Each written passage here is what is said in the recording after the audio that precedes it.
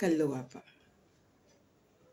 ये एक सच्ची कहानी है जो मेरे आसपास अ, हुई है, बीती है। हमारी एक दूर की मेरी कज़न थी और उनका नाम तो रक्षंदा था, लेकिन उन्हें प्यार से कल्लो कहते थे क्योंकि वो बहुत काली थी, लेकिन गले से बहुत सुरीली, बहुत अच्छा सितार बजाती थी, बहुत अच्छा डांस करती थी क्योंकि फ़िल्मों की बहुत शौकीन थी और पढ़ाई में भी बड़ी ज़हीन थी। घर में सारे बहन-भाइयों में बड़ी थी, तो घर की ज़िम्मेदारियाँ भी बहुत अच्छे से निभाती थी। और उनकी फ़ैमिली में हमारे वो जो क दूर के जो हमारे रिश्तेदार थे, उनके यहाँ बच्चे बहुत थे। अक्सर मैंने ये देखा है कि जहाँ गरीबी होती है, वहाँ बच्चे भी बहुत ज़्यादा होते हैं। तो उनके यहाँ बच्चे बहुत थे और उस वजह से जो जो बच्चों का एक ग्रोन अप होता है या बच्चों की जो एक ब्लूमिंग होती है, ग्रूमिंग होती है, वो नहीं हो पाती थी। तो कल्लौपा अक्सर हमारे घर पर आती थी और 2-2 4-4 महीने रहती थी। हम बहनों से ख़ास तौर से मेरे से और मेरी छोटी बहन से वो बहुत अटैच थी और हम लोग अक्सर घर में टेरेस के ऊपर बैठ जाते थे और अ, वो गाती बहुत अच्छी थी तो ग़ज़लें वग़ैरह भी गाती थी, मिलाद बहुत अच्छी पढ़ती थी, नात बहुत अच्छी पढ़ती थी। बहुत सारी नातें उनसे मैंने सीखी और उम्र में मेरे से ज़रूर बड़ी थी लेकिन क्लास में मुझसे पीछे थी। तो जैसे मैं 9th में आई तो मेरे जो बुक्स होती थी वो उनको दे देती थी, वो 8th में होती थी, तो इस तरह से उनका पढ़ाई का सिलसिला चलता था। और हम शाम को घूमने-फिरने जाते थे सब बच्चे मिल के और एक अच्छा-सा माहौल रहता था घर के अंदर। उनके लिए रिश्ते भी उनके पड़ोस में बहुत आया करते थे, बहुत से लोग उन्हें पसंद करते थे, उनकी वालिदा से बोलते भी थे कि अ, रक्षंदा का हाथ हमें दे दो। लेकिन जो उनकी वालिदा थी, उन्हें पता नहीं किस चीज़ की तलाश थी या क्या थी या उन्होंने बच्चों को शायद सीरियसली लिया नहीं और या फिर अ, उनकी उम्र भी इतनी नहीं थी कल्लो आपा की कि शादी के बारे में जल्दी से सोचा जाए। लेकिन एक टाइम ऐसा आया कि मुझे सुनने में मिला कि कल्लो आपा की शादी हो गई है और शादी भी एक ऐसे इंसान से हो गई है जो घर में कलर का काम करते थे और बहुत गरीब थे। लेकिन उनके अड़ोस-पड़ोस में ही वो कहीं काम कर रहे थे और मेरी जो कल्लो की जो वालिदा थी, उनको शायद वो पसंद आ गए और रिश्ते की बात चली और फिर वो शादी हो गई। शादी होने के फ़ौरन बाद ही सुनने में ये भी आया क्योंकि हम तब तक शिफ्ट होके एक शहर से दूसरे शहर में आ गए थे। बाद में ये सुनने को आया कि जिस रात उनका निकाह था, उसके 2 दिन के बाद ही जो वो जिस शख़्स से उनकी शादी हुई थी, उनको जेल हो गई और वो जेल चले गए।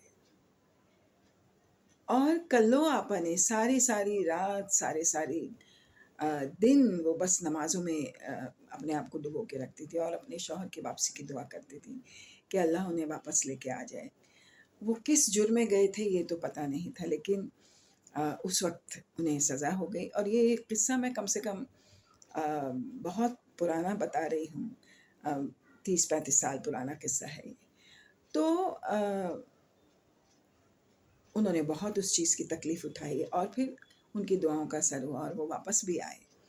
उसके बाद वो एक शायद शादीशुदा ज़िंदगी उन्होंने अच्छी जी होगी, उससे उनको बच्चे भी बहुत हुए।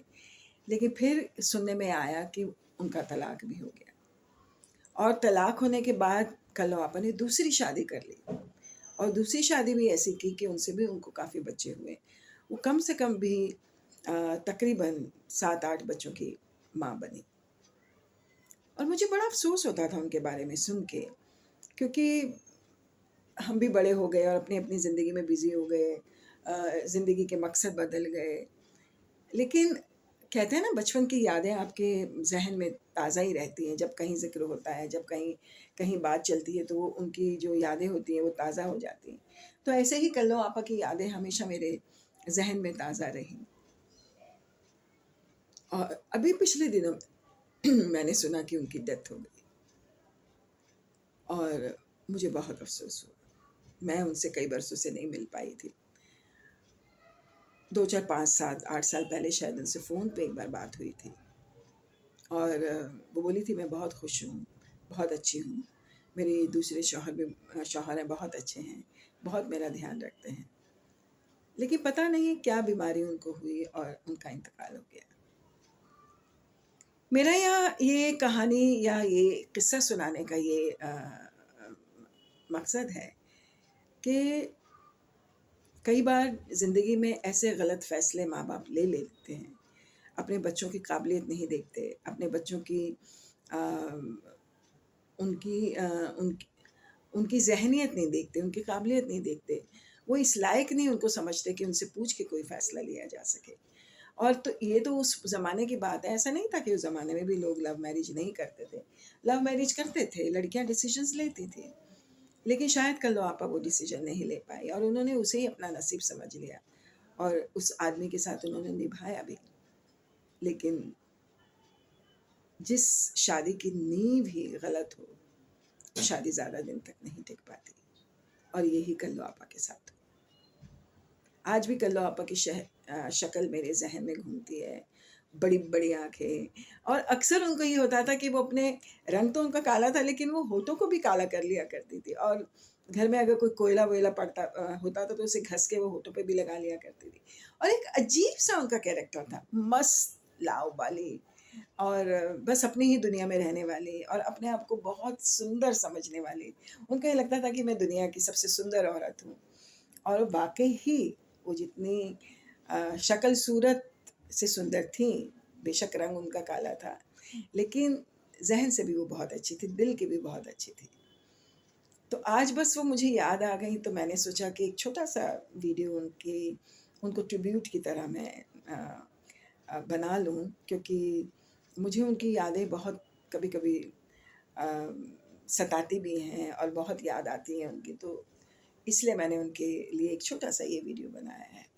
ये एक किस्सा सच्चा किस्सा है ये। नाम ज़रूर उनका कल्लो था लेकिन वो दिल की काली नहीं थी। दिल से वो बहुत पाक, साफ़ और अच्छी औरत थी। लेकिन कहते हैं ना अपने वाले ही आपको गलत कहते हैं। बाहर वालों को तो ज़रूरत नहीं और ना उनकी इतनी ज़रूरत होती है कि वो आप में कीड़े निकाल सकें। आपको ख़राब वही लोग कहते हैं जो आपके आस-पास होते हैं, जो आपके बहुत नज़दीक होते हैं। वो आपको नज़दीक से जानते हैं और वही लोग फिर आपकी बुराइयाँ करते हैं। और मज़ेदार बात ये है कि हर इंसान अपने आप को सही बोलता है, सामने वाले को गलत बोलता है। अपनी ख़ामियाँ कोई नहीं देखता। ये ज़िंदगी का फ़लसफ़ा है।